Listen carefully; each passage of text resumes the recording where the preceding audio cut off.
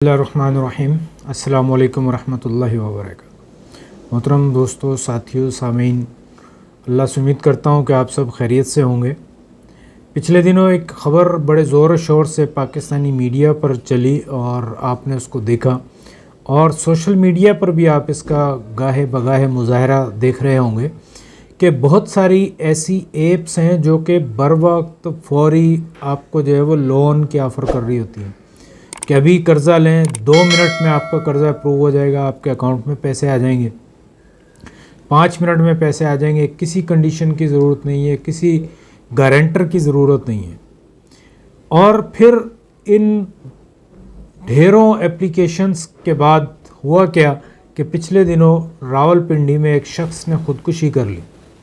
उस ख़ुदकुशी के बाद अचानक जो है वो हमारी हुकूमत की मशीनरी जो है वो सोई हुई नींद से उठती है, जागती है और फिर एक्शन लेती है।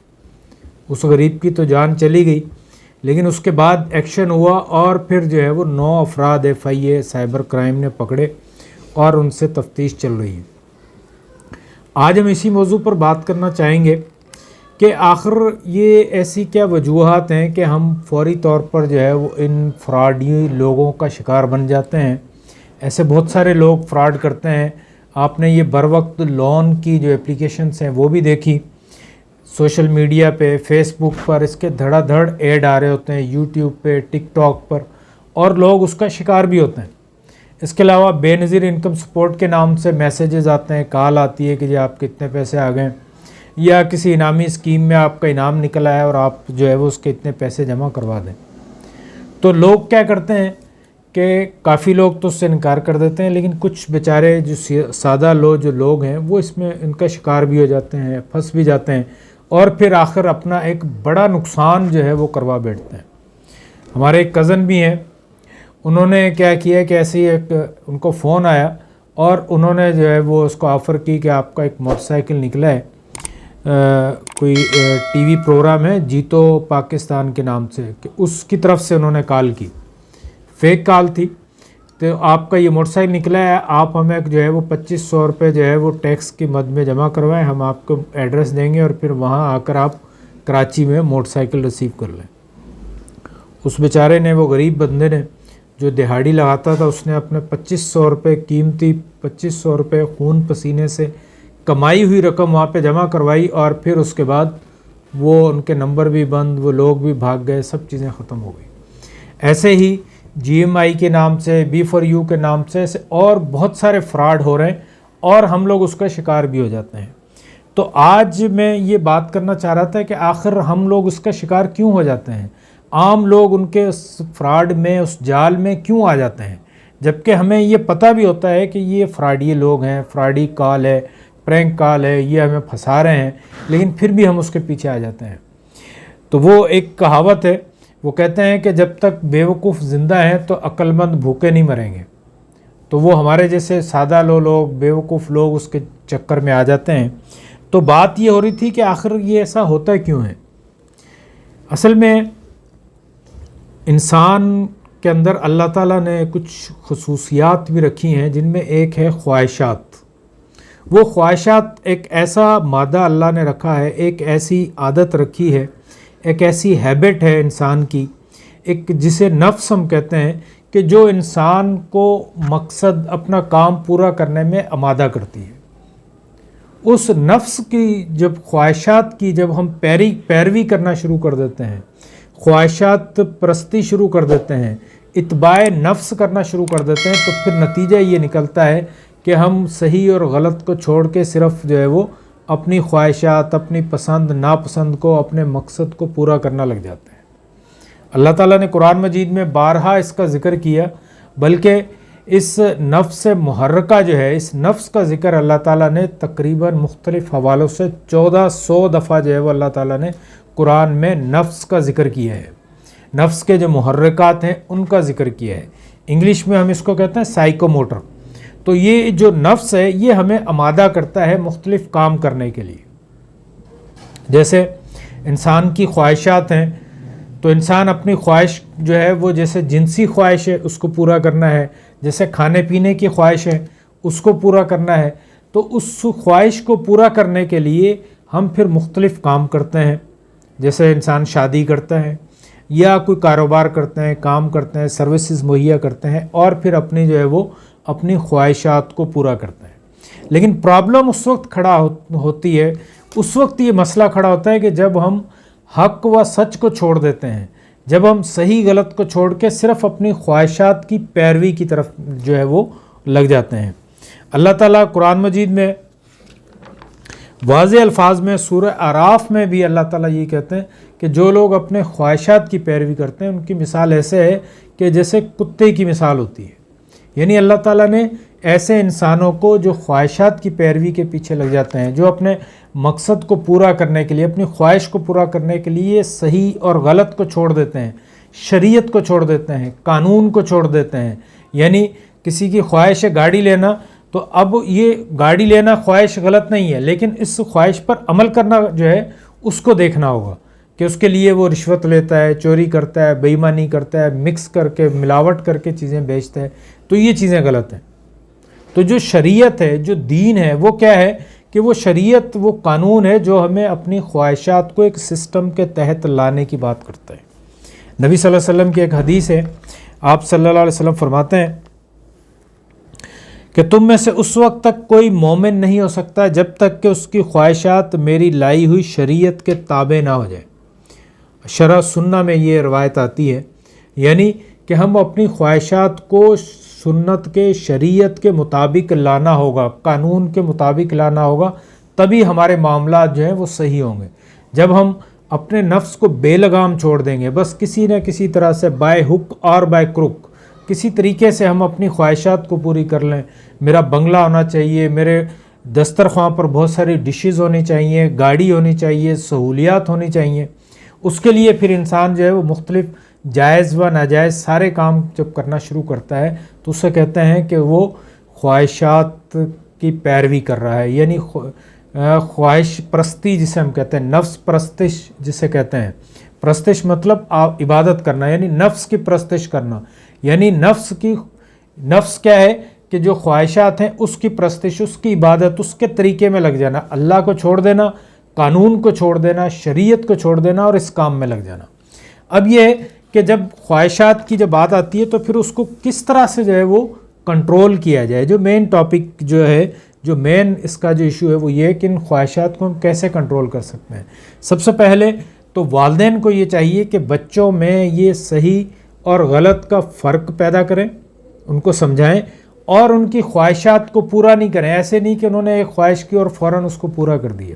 ان کو یہ سمجھائیں کہ اپنی خواہشات پہ کنٹرول حاصل کریں, جس کو عام الفاظ میں ہم کہتے ہیں صبر کرنا. یعنی خواہشات ہیں لیکن اس پر جو ہے وہ صبر کرنا سکھانا چاہیے ہمیں. اپنے آپ کو وہ روک کر رکھیں, اپنی خواہشات کو دبا کر رکھیں. اب قانون کو جو ہے وہ ہاتھ میں نہ لیں. جیسے روڈ پر چلتے ہوئے خواہش ہے کہ جناب میں بائک کو بھگاتا ہوا نکل جاؤں, سگنل توڑ کے فوراً جلدی چلا جاؤں. نہیں, ہمیں رول کو, ٹریفک رول کو فالو کرنا ہے. تبھی جو ہے وہ ہم ایک سسٹم میں آ سکتے ہیں اور تبھی جو ہے وہ ہم کامیاب بھی ہو سکتے ہیں. جیسے نفسانی خواہشات ہیں تو اس کے لیے کیا ہے کہ اپنی خواہشات کو کنٹرول میں رکھنا ہے. نبی صلی اللہ علیہ وسلم نے فرمایا کہ اپنی نفسانی خواہشات کو کنٹرول میں رکھیں.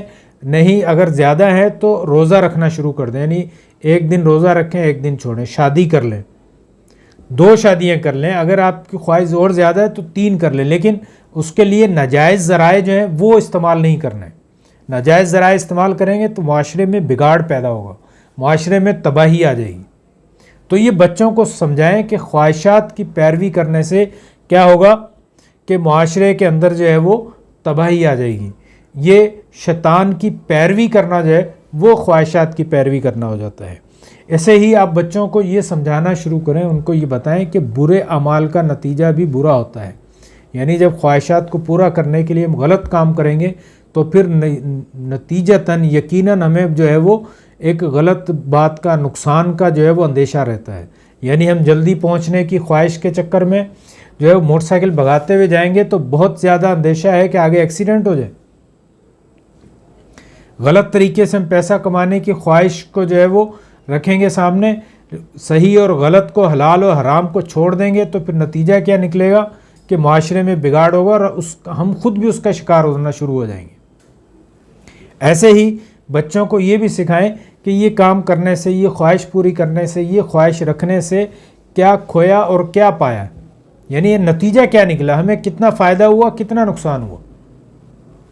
ایک اور چیز جو ہے وہ خواہش جو ہے ہر انسان کے اندر ہوتی ہے، لیکن اللہ تعالیٰ نے انسان میں دو حاکم بھی مقرر کیے، یعنی ایک عقل اور دوسری شریعت، دین یا قانون جسے ہم کہتے ہیں۔ تو اپنی خواہش کو عقل کے سامنے پیش کریں کہ میری عقل اس کے بارے میں کیا کہتی ہے۔ میری خواہش تو یہ کہہ رہی ہے کہ میرے پاس گاڑی ہونی چاہیے، لیکن عقل یہ کہتی ہے کہ مجھے محنت کرنی ہے، کام کرنا ہے اور صحیح کام کرنا ہے، جائز کام کرنا ہے، پھر اس سے پیسے کما کر گاڑی لینی۔ شریعت کیا کہتی ہے، دین کیا کہتے ہیں کہ کسب حلال کرنا ہے، پھر جو ہے وہ گاڑی لینی۔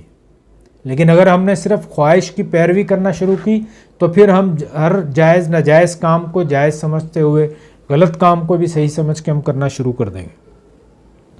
اسی طرح سے ہمیں خیر و شر کا موازنہ بھی کرنا سیکھنا چاہیے کہ غلط کیا ہے اور صحیح کیا ہے، اس کے نقصانات کیا ہوں گے۔ اگر ہم کسی خواہش کو پورا کرنے کے لیے کوئی 2 نمبری کرنا چاہتے ہیں، 2 نمبری کر رہے ہیں، تو اس کے نقصانات کیا ہیں، اس کی طرف بھی جو ہے وہ ہمیں غور کرنا چاہیے۔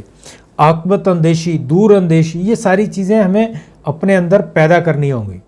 اور سب سے بڑی بات یہ کہ ہمیں قرآن مجید کا مطالعہ کریں تو قرآن مجید ہمیں یہی سکھاتا ہے کہ اپنی خواہشات کو اپنے تابع کریں، یعنی شریعت کے تابع ہو کر رہیں گے تو خواہشات آپ کے تابع رہیں گی تو آپ دنیا میں بھی کامیاب ہوں گے اور آخرت میں بھی کامیاب ہوں گے۔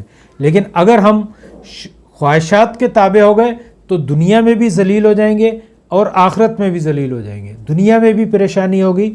آج ہم دیکھتے ہیں کہ پاکستان میں اتنے مسائل، اتنی پریشانیاں کیوں ہیں؟ اس کی وجہ یہی ہے کہ ہم نے قانون کو چھوڑ دیا، شریعت کو چھوڑ دیا، دین کو چھوڑ دیا اور اپنی خواہشات کو پوری کرنے میں لگ گئے۔ ہمارے بڑے بھی، ہمارے سیاستدان بھی، ہمارے جو اہل علم ہیں وہ بھی، اللہ ماشاءاللہ سارے نہیں لیکن اکثریت، عوام بھی اکثریت، کیونکہ جب اکثریت غلط ہو جاتی ہے تو پھر اس کے نقصان پوری قوم کو، پوری امت کو، پورے معاشرے کو اس کے نقصانات بھگتنے پڑتے ہیں۔ اور دیکھیں کہ یہ جو خواہشات کی، نفسانی خواہشات کی پیروی جو ہے وہ ہمیشہ نااہل اور نالائق لوگ ہی کرتے ہیں، بلکہ خواہشات کی پیروی سے انسان کے اندر نااہلی پیدا ہو جاتی ہے، کیونکہ وہ اہل جائز طریقے سے وہ کام نہیں کرتا، غلط طریقے سے وہ اپنے مقصد پورا کرنا چاہتا ہے، تو پھر نتیجہ یہی نکلتا ہے کہ اس کے اندر نااہلی اور نالائقی پیدا ہو جاتی ہے۔ اللہ تعالیٰ نے بھی ایسے لوگوں کو جو ہے وہ امامت سے، سیادت سے، امامت سے، پیشوائی سے ان کو ہٹا دیا اور اس سے منع کیا کہ ایسے لوگوں کو جو خواہشات کا پیروکار ہو، جو خواہشات کا پیروی کرتا ہو، اس کو جو ہے وہ کسی آپ امام نہ بنائیں، اس کی پیروی نہ کریں، اس کو پیشوا نہ بنائیں۔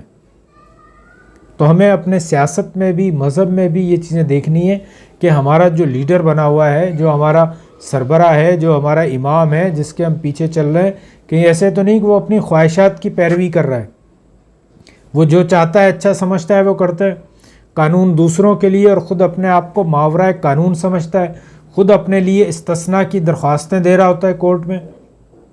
تو یہ کیا ہے؟ یہ خواہشات کی پیروی ہے۔ تو جب تک ہم خواہشات کی پیروی کریں گے تب تک ہم اسی طرح سے نقصانات بھگتتے رہیں گے، اسی طرح سے پریشان ہوتے رہیں گے۔ تو سب سے پہلا کام یہ ہے کہ اپنی خواہشات کو کنٹرول کریں۔ اپنے جو عام ایک کہاوت کہی جاتی ہے کہ چادر دیکھ کر پیر پھیلانا چاہیے، بجائے اس کے کہ ہم قرض لیں، ہمیں یہ دیکھنا ہے کہ ہماری آمدنی کتنی ہے اور اس کے مطابق اپنے اخراجات کریں۔ آپ گاؤں دیہات میں چلے جائیں تو وہاں دیکھیں کہ لوگوں کی خواہشات بھی کم ہوتی ہے، آمدنی بھی جو کم آمدنی ہے اسی میں گزارا کر رہے ہوتے ہیں۔ آج سے کچھ عرصہ پیچھے چلے جائیں تو آپ کو یہی دیکھنے میں آئے گا کہ وہاں پیسوں کی اتنی ریل پیل نہیں تھی، اتنی نہ خواہشات تھی، نہ ضروریات تھی، نہ سہولیات تھی، لیکن خوشحال زندگی تھی۔ تو جیسے جیسے ہم نے خواہشات پالنا شروع کی ہیں ویسے ویسے ہمارے مسائل بڑھنا بھی شروع ہو گئے۔ آمدنی کا بڑا حصہ ہمارا جو ہے وہ صرف خواہشات کو پورا کرنے میں جو ہے وہ لگ جاتا ہے۔ تو اس مہنگائی کے دور میں، اس پریشانی کے عالم میں ہمیں چاہیے کہ ہم اپنی خواہشات کو کنٹرول کرنا سیکھیں، اپنی خواہشات کو اپنے انڈر رکھنا شروع کریں. ایسا نہ ہو کہ ہم خواہشات کے پیروکار بن جائیں, ہم خواہشات ہمارے اوپر جو ہے وہ حاوی ہو جائیں. بہت شکریہ. اس کے ساتھ ہی میں اجازت چاہوں گا. اپنا خیال رکھیے گا, اپنے اس ملک کا خیال رکھیے گا, اپنی خواہشات کو جو ہے وہ اپنے کنٹرول میں لائیے گا. مجھے بھی اپنی دعاؤں میں یاد رکھیں. السلام علیکم ورحمۃ اللہ وبرکاتہ.